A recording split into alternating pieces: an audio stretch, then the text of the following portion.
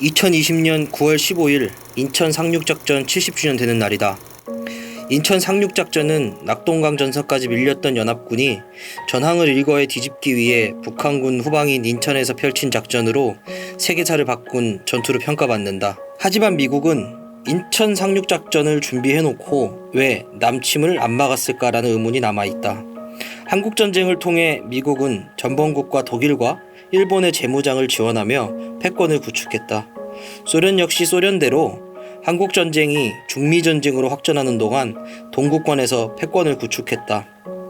요시다 시게루 전 일본 총리는 한국전쟁은 신이 내린 선물이라고 했다. 피해는 남북한 양민들에게 전가됐다.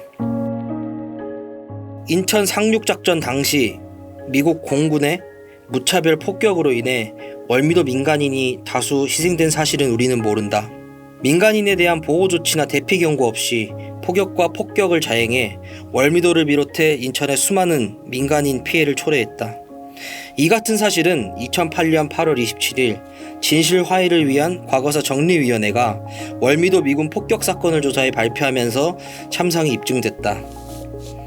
서울대 사회발전연구소 정갑생 연구원은 2020년 8월 20일 미국 국립문서기록관리청 등에서 찾아낸 인천 상륙작전 관련 문건을 공개하며 작전 당시 민간인의 다수 희생을 확인시켰다. 1950년 9월 5일 미 해병 1사단의 상륙작전 계획서 넘버2-50엔 월미도와 인천 시내에 산재한 북한군의 방어시설과 각종 무기를 공격 목표로 삼았다.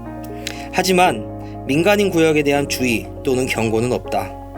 1950년 9월 2일 국동해군사령부의 작전계획 108-50에도 민간인 거주지를 공격하지 말라는 지침이 빠져 있다.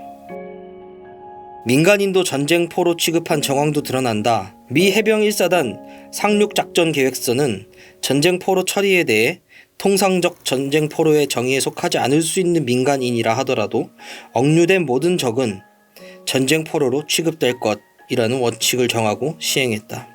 인천 상륙작전 당시 월미도 피해자와 실향민들은 1952년부터 고향에 돌아갈 수 있게 해달라는 청원과 천막농성을 거듭했다. 국회에서도 특별법 제정을 수차례 논의했지만 좌절됐다. 2020년 5월 20일 진실화해를 위한 과거사 정리 기본법 개정안이 국회에서 통과됐다. 2010년 활동이 끝날 진실화해를 위한 과거사 정리위원회 활동을 재개하며 마무리하지 못한 과거사를 다시 조사하는 것이 골자다. 월미도 민간인 피해에 대한 추가 조사가 추진될 가능성이 열린 것이다. 인천시의회는 2019년 9월 과거사 피해 주민 기양 지원을 위한 생활 안정 지원 조례를 일부 강력한 반대를 딛고 가까스로 통과시켰다. 이를 통해 월미도 실향민들에게 지원금 소액을 지원할 수 있게 됐다. 한국전쟁 70주년과 함께 인천 상륙작전도 70주년을 맞았다. 더글라스 맥아더의 리더십을 칭송하는 수많은 스토리가 만들어졌으나 작전의 성공을 위한 민간인의 희생은 역사에서 철저히 배제돼 왔다. 월미도를 비롯한 인천의 폭격 양상을 분석해 새로운 시각에서 인천 상륙작전을 연구하기 위한 움직임이 곳곳에서 벌어지고 있다.